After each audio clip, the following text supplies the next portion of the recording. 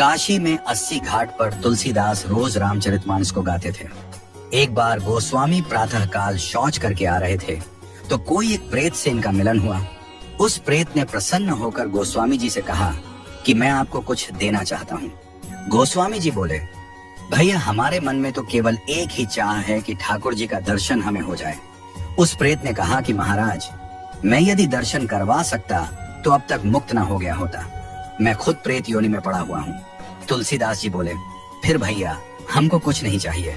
तो उस प्रेत ने कहा, सुनिए महाराज, मैं आपको दर्शन तो नहीं करवा सकता, लेकिन दर्शन कैसे होंगे उसका रास्ता बता सकता हूँ। तुलसीदास जी बोले कि बताइए।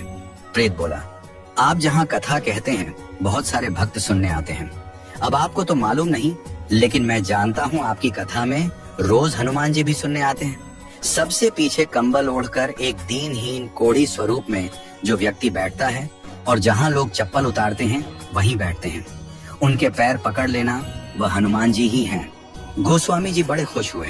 आज जब कथा हुई तो गोस्वामी जी की नजर उसी व्यक्ति पर थी और जैसे ही वह आया और बैठा तो गोस्वामी जी दौड़ पड़े और जाकर चरणों में गिर गए।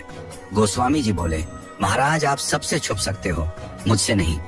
अब आपके चरण तब तक नहीं छोड़ूंगा जब तक राम से नहीं मिलवाओगे। ये कहा तो हनुमान जी दिव्य स्वरूप में प्रकट हो गए। तुलसीदास जी बोले, कृपा करके राम से मिलवा दो, अब और कोई अभिलाषा नहीं है। हनुमान जी बोले कि आपको राम जी जरूर मिलेंगे, लेकिन आपको चित्रकूट चलना होगा।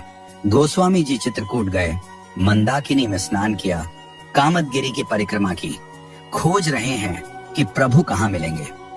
सामने से दो राजकुमार घोड़े पर आए, एक गौर वर्ण और एक श्याम वर्ण। उन्होंने रास्ता पूछा तो तुलसीदास जी ने बताया और वो चले गए। फिर हनुमान जी प्रकट हुए और बोले, अभी जो राजकुमार घोड़े पर थे वही तो राम और लक्ष्मण थे। आपसे ही तो रास्ता पूछा और आपने नहीं पहचाना। ये चूक हम सब करते हैं। न जाने कितनी बार भगवान सामने आए हों और हम पहचान नहीं पाए हों। सबका आदर करो, क्योंकि न जाने किस रूप में नारायण मिल जाएं। गोस्वामी जी बोले, हनुमान जी आज बहुत बड़ी गलती हो गई, कृपा करवाइए फिर मिलन हो। हनुमान जी बोले, धैर्य रखो, फिर मिलेंगे। गोस्वामी जी मंदाकिनी के तट पर स्नान कर चंदन घिसते हुए श्री राम जय जय राम गा रहे थे। ठाकुर जी बालक रूप में आए और बोले, बाबा चंदन बहुत प्यारा घिसा है, थोड़ा मुझे लगा दो। गोस्वामी जी ने दिया। हनुमान जी तोता बनकर आए और घोषणा कर दी कि चित्रकूट के घाट पर भाई संतों की भीड़, तुलसीदास चंदन घिसे, तिलक देत रघुवीर। तुलसीदास जी के कानों में यह वाणी पड़ी तो चरणों में गिर पड़े। ठाकुर जी बोले, अब नहीं छोड़ूंगा। प्रभु दिव्य रूप में प्रकट हुए और अंतर ध्यान हो गए। वह झलक हृदय में बस गई। फिर कोई अभिलाषा न रही। परम शांति और आनंद मिल गया।